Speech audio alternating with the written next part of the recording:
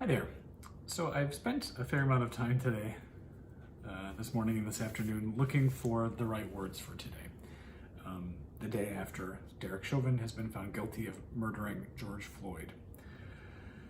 I looked high and low, and I finally found what I was looking for in my great collected works of Muriel Rukeyser. It's a really big book. She was a very prolific poet, an American feminist poet and a Jewish poet who was born in 1913 and died in 1980, both in New York City, and who was, in addition to being a poet, a lifelong activist, active in progressive leftist causes. And her work it's a world, she wrote about everything. I guess I think of her often as like having written about sex and the body and about power and justice, but there's so much in her work. Really just kind of magnificent artist. And yeah, I think, for me, like what I want to do is sort of just honor the fact that today, yesterday and today feel historic, if not transformational.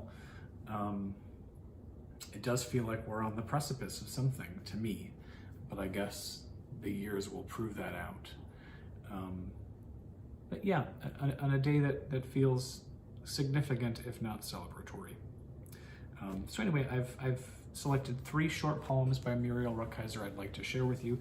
They all come from a 1973 collection called Breaking Open. The first is actually a short section of a longer poem.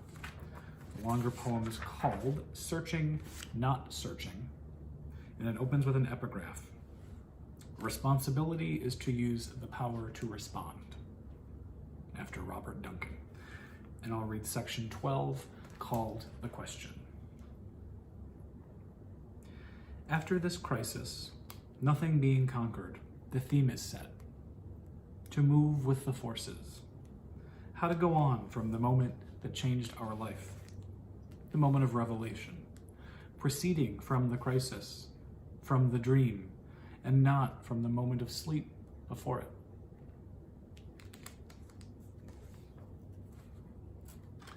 Next, wherever. Wherever we walk, we will make. Wherever we protest, we will go planting. Make poems, seed grass. Feed a child growing, build a house. Whatever we stand against, we will stand feeding and seeding. Wherever I walk, I will make. Finally, it is there. Yes, it is there. The city full of music, flute music, sounds of children, voices of poets, the unknown bird in his long call, the bells of peace. Essential peace. It sounds across the water in the long parks where the lovers are walking, along the lake with its island and pagoda, and a boy learning to fish. His father threads the line. Essential peace. It sounds and it stills. Cock crow. It is there, the human place. On what does it depend, this music?